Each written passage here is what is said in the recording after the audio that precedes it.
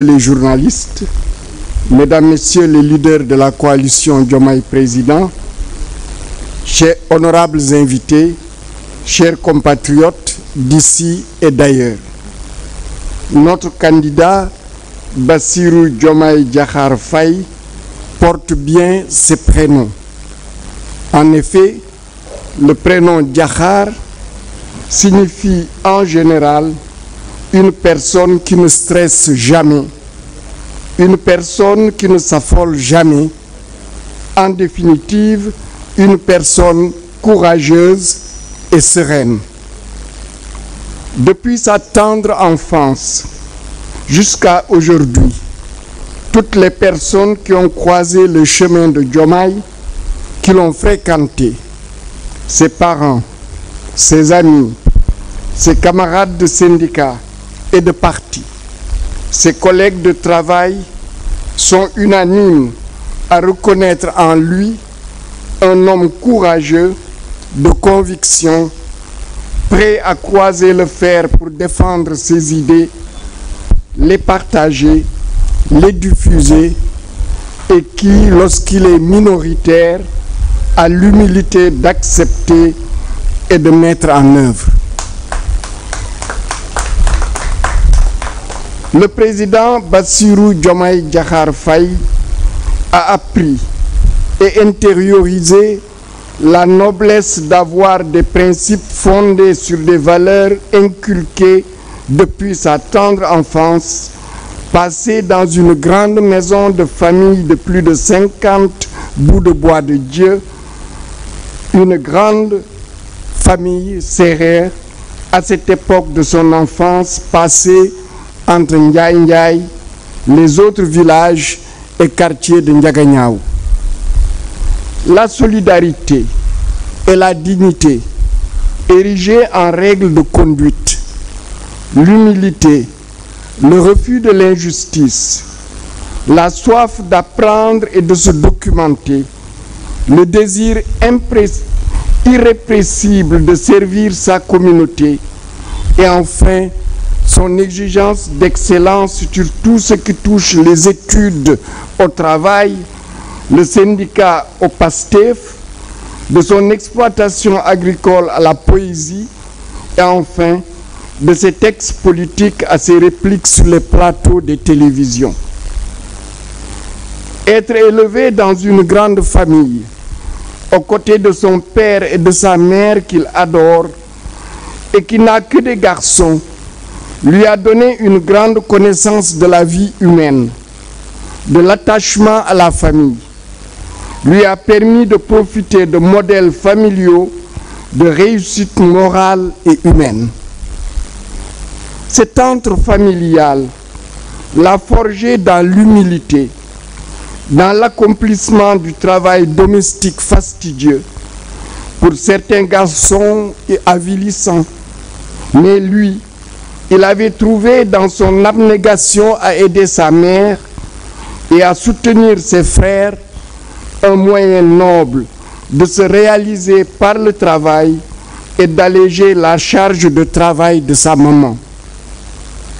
Les corvées d'aller chercher de l'eau, de laver le linge, de faire la cuisine étaient ressenties plus par lui comme un réconfort moral de servir sa maman que la fatigue physique qu'elle générait et le temps qu'elles accaparaient. Nous le savons tous, cela fait partie de notre spiritualité africaine. Rendre heureuse sa maman est plus protecteur que le meilleur des gris-gris. Ouvre un futur radieux plus que toute prière, fût-elle celle d'un saint. Le jeune sérère frêle, aux belles dents blanches, à la peau noire ébène, à la démarche déterminée, a semé depuis son enfance les graines qui donnent aujourd'hui les fruits de sa réussite. Notre candidat Bassirou Diomaye Diakhar Faye est aussi l'héritier de son grand frère, Ndouma Kor Faye, ancien combattant de la guerre 14-18, blessé de guerre, qui se battit contre les injustices faites aux Sérères, qui comprit que leur émancipation devait passer par l'accès à l'école et la maîtrise des connaissances pour atteindre le bien-être auquel ils aspiraient.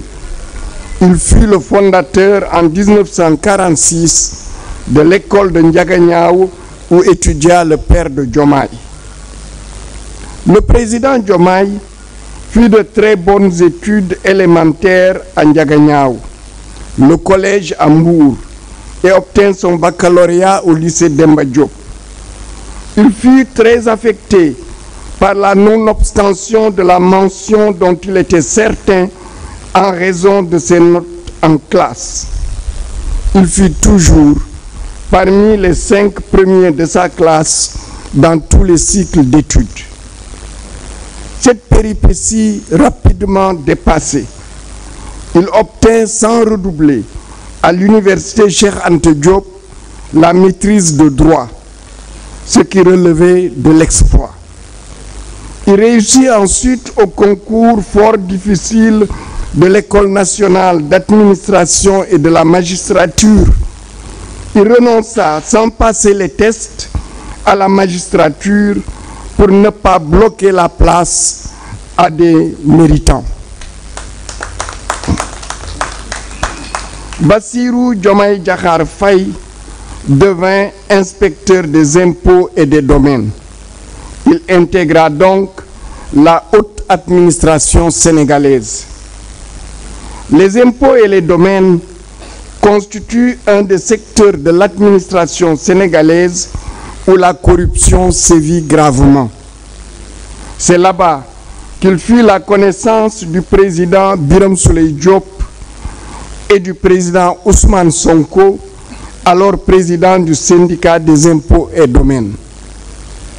Voilà donc que se constitua ce trio d'hommes intègres, au-dessus de tout soupçon de corruption, travailleurs imbus de valeurs patriotiques et qui, sous la direction du président Ousmane Sonko, voyaient déjà les jalons qui allaient conduire à l'émancipation de notre peuple.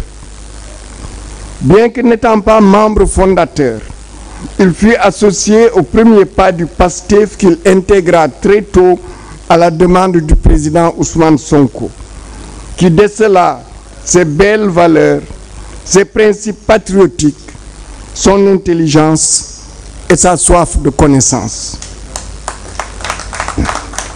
Il coordonna le mouvement des cadres du PASTEF et de la diaspora avant de devenir le secrétaire général du PASTEF.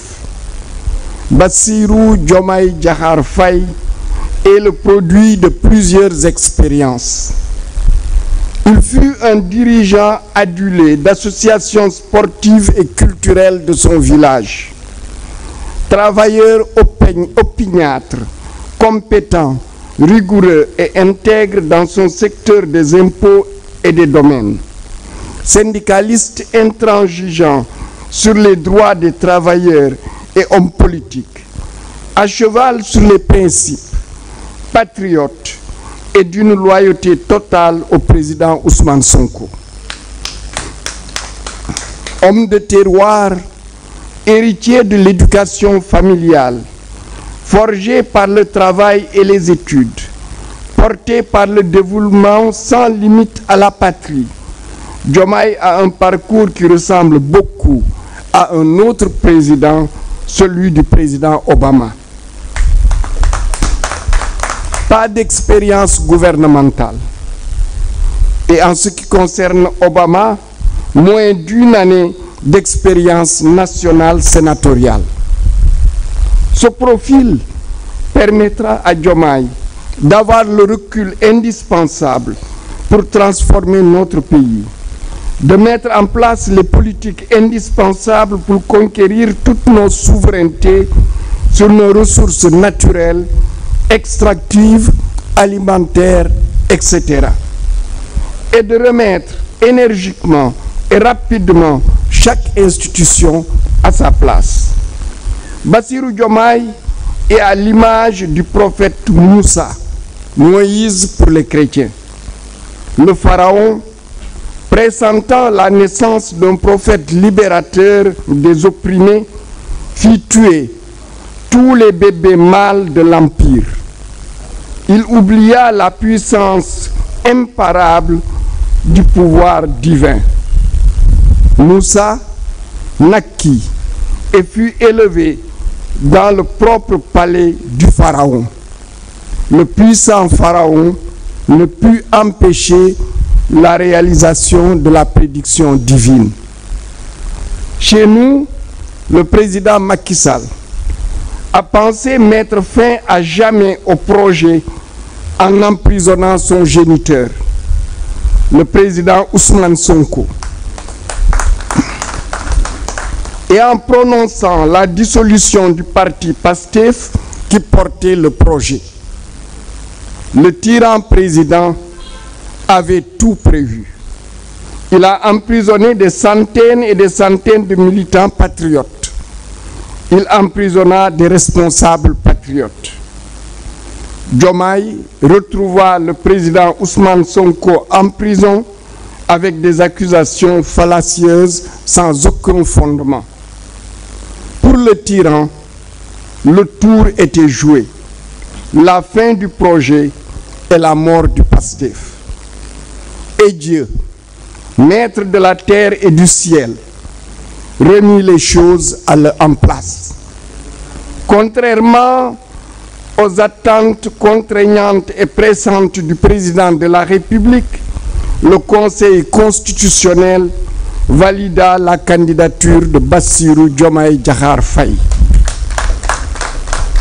Ainsi, le président Ousmane Sonko remit-il entre des mains sûres, les mains de Diomaye, le projet dont le Sénégal attend la réalisation.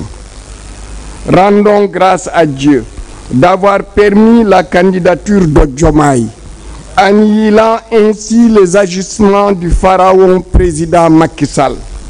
Diomaye mooy Sonko, en avant pour la victoire de Diomaye dès le premier tour.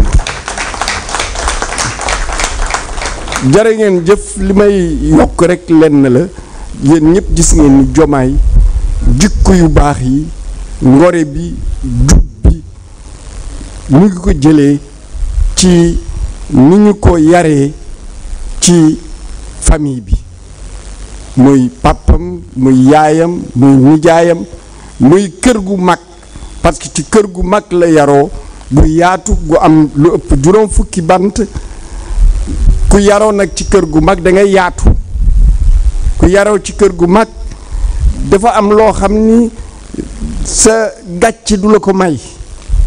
Ku yaroo ci kër gu mag surtout nag sa yaay ay doom yu góor kese la yor.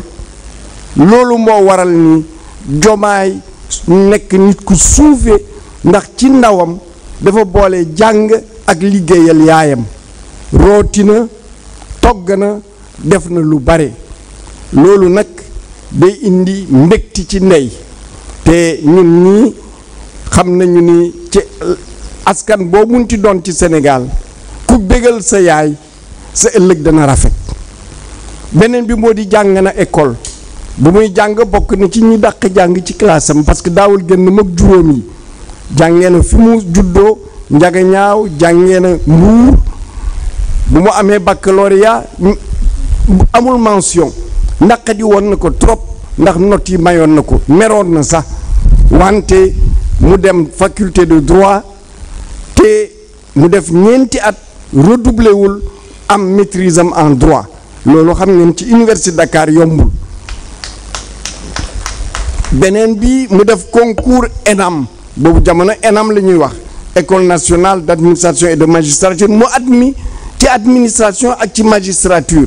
Moom administration moo ko gënaloon mu bañ a di fi test magistrature ngir bañ a xañ kenn ku mun jàng place am. Mu def ENAM impôt et domaine mu jàll mu nekk inspecteur des impôts et domaines bokk bon ci administration bi gën a koy ci Sénégal.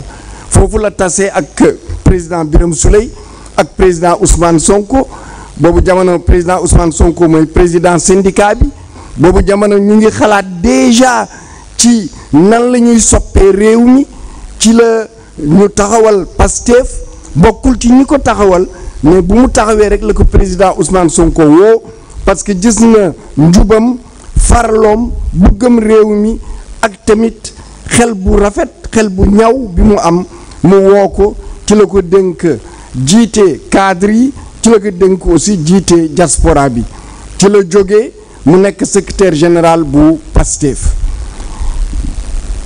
leneen lépp gis nañu ko ndax jaar-jaaru Diomaye dafa xaw a niru ak jaar-jaaru président Obama ndax dafa bare lu ñuy wax yow ku bëgg jiite nguur da nga war a nekk déjà ministre wala nekk premier ministre wante président Obama jaarul ci yooyu moom travailleur social la woon bu ñu ko falee Sénat matul at ñu fal ko président de la République loolu Diomaye am dana ko may parce que amul dara lu ko tënk ci diggante moom ak ñu nekk ci état bi gouvernement bi ak administration bi mu mun a soppi indi coppite yépp yi ñu soxla te loolu mooy Yewwi Réew Mi beneen bi moo di dañuy dellu si suñu xel suñu nekkee jullit mbaa chrétien ndax am na lu fi amoon xam ngeen ni Firawna bu mu yégee ni que yenent dana judd boo xam ne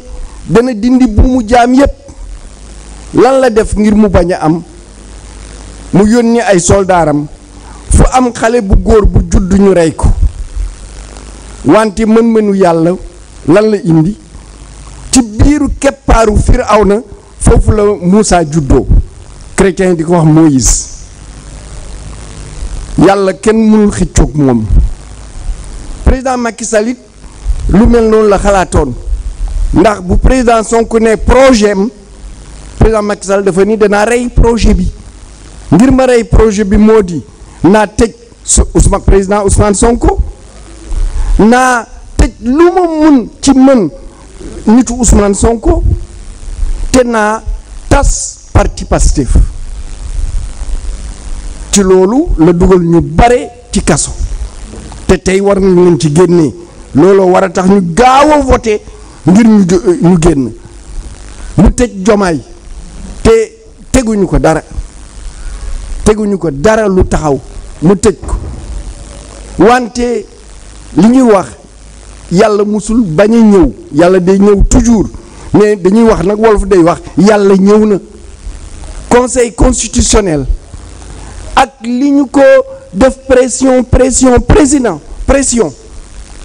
mu jël décision 20 candidats définitifs ci biir ki ñu musul xalaat ki Macky Sall pharaon musul xalaat mu ngi ci muy Diomaye président Ousmane Sonko am ku wóor ku mu mun jox teg projet bi ci loxoom ngir mu sottil ko moo tax yàlla kenn du xeex ak moom Macky Sall Firawna daanu na te le 25 février incha allah moom ak ñu mu bëgg ngemb yépp danañu daanu dès le premier tour jërë ngeen jëf.